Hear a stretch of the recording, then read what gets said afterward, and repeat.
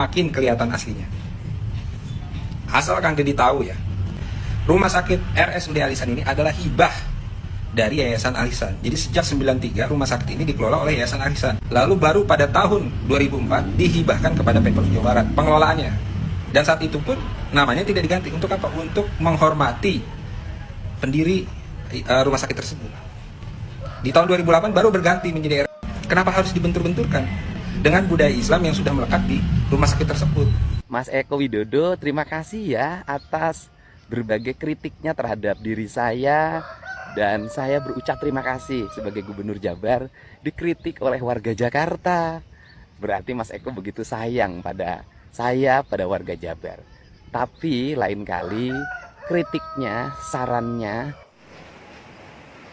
Halo, assalamualaikum warahmatullahi wabarakatuh. Teman-teman, bertemu lagi bareng saya di channel Rahmat TV. Teman-teman,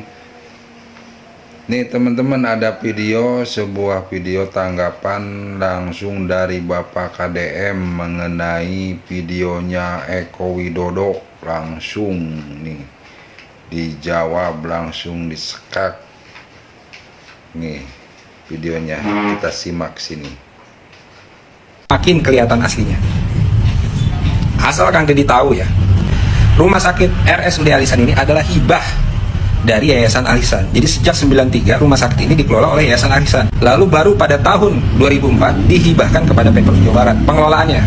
Dan saat itu pun namanya tidak diganti. Untuk apa? Untuk menghormati pendiri rumah sakit tersebut. Di tahun 2008 baru berganti menjadi RSUD karena memang pengelolaannya menggunakan APBD, menurut saya nggak ada masalah. Tapi ketika Al-Ihsannya diganti, ini seolah-olah Kang Deddy ingin mengubur histori di belakang rumah sakit Al-Ihsan ini. Padahal Al-Ihsan ini adalah rumah sakit Islam dan dikelola menggunakan dana Basnas, dana zakat warga Jawa Barat. Gitu. Kalau tujuannya ingin mengangkat budaya Sunda, kenapa harus dibentur-benturkan dengan budaya Islam yang sudah melekat di rumah sakit tersebut? Mas Eko Widodo, terima kasih ya atas berbagai kritiknya terhadap diri saya. Dan saya berucap terima kasih sebagai Gubernur Jabar dikritik oleh warga Jakarta. Berarti Mas Eko begitu sayang pada saya, pada warga Jabar. Tapi lain kali kritiknya, sarannya itu harus punya narasi dan landasan hukum yang memadai. Tidak menyebar berita yang hoax. Sebaiknya Mas Eko kalau menyampaikan sesuatu baca putusan Mahkamah Agung. Di sana sangat lengkap narasi bagaimana yayasan didirikan, sampai mendirikan rumah sakit, sampai menjadi proses hukum, dan sampai disita oleh pengadilan dan diserahkan secara penuh kepada pemerintah Provinsi Jawa Barat melalui putusan Mahkamah Agung. Nah, karena apa? Karena berita hoax itu berdosa loh, dan bisa menimbulkan polemik yang berkepanjangan.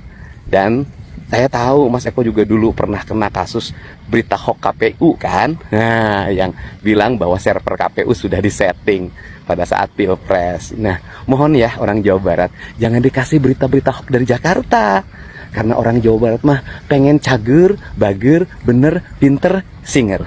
Kita bisa berpolitik dengan baik, kita bisa bermedia sosial dengan baik, dengan menggunakan narasi-narasi yang memberikan pendidikan bagi publik.